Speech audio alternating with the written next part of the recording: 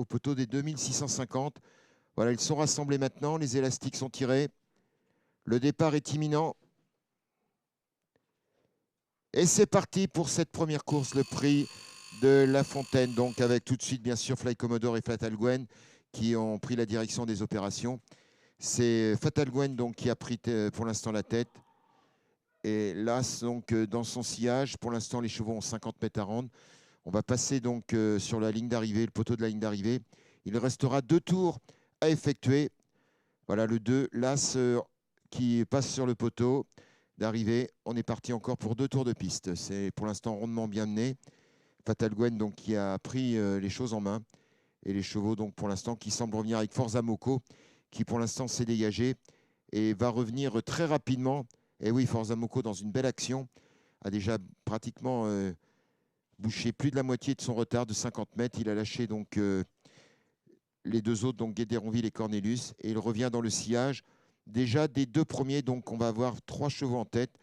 Les 2 autres sont pour l'instant en retrait. Forza Moco, très belle allure en ce moment, plus qu'une dizaine de mètres, alors que le 2 et l'As sont pour l'instant tous les 2 au coude à coude et vont rentrer dans le virage. Très belle allure également, donc on découvre de Fly Commodore qui va pour l'instant prendre la direction peut-être de l'épreuve, et Forza Moco qui est déjà revenu tout de suite dans le sillage donc, des 2 premiers, du 2 et de l'As. 2 As et 4 pour l'instant. Les autres ne sont pas dans le champ des caméras, alors qu'on en remet une petite couche un petit peu avec le 2 Fatal Gwen qui ne va pas s'en laisser compter, alors que les 2 autres concurrents n'ont toujours pas rendu les 50 mètres. C'est possible, mais ça va commencer peut-être à devenir compliqué pour Cornelius qui revient et on rentre dans la ligne droite. Ils vont passer dans la ligne d'arrivée. Il restera donc un tour de piste à effectuer. Toujours donc Fatal Gwen, Forza Moco donc à la corde. Dans ses Fly Commodore, voilà, donc c'est bien Fatal Gwen. Voilà, on pense dans le dernier tour de piste et Cornelius va maintenant rentrer alors que Fatal Gwen, comme on dit, ne baisse pas la cadence. Cornelius qui revient maintenant dans le sillage des 3 premiers. Guédéronville, un petit peu plus compliqué pour lui. Cornelius, voilà, qui est à quelques mètres maintenant. Voilà. C'est Guédéronville, pardon, qui est revenu. C'est vrai que c'est la même casaque puisqu'il est le même propriétaire. Donc Cornelius, c'est lui qui est en retrait. Le 3 donc est en 4e position et revient dans le sillage de Forza Moco qui est en 3e position. Maintenant, lutte entre le 2 et l'As. Les choses sérieuses, le sprint déjà va partir de très loin. Mais en tout cas, Fatal Gwen nous fait une très forte impression aujourd'hui. Il tient tête et corde.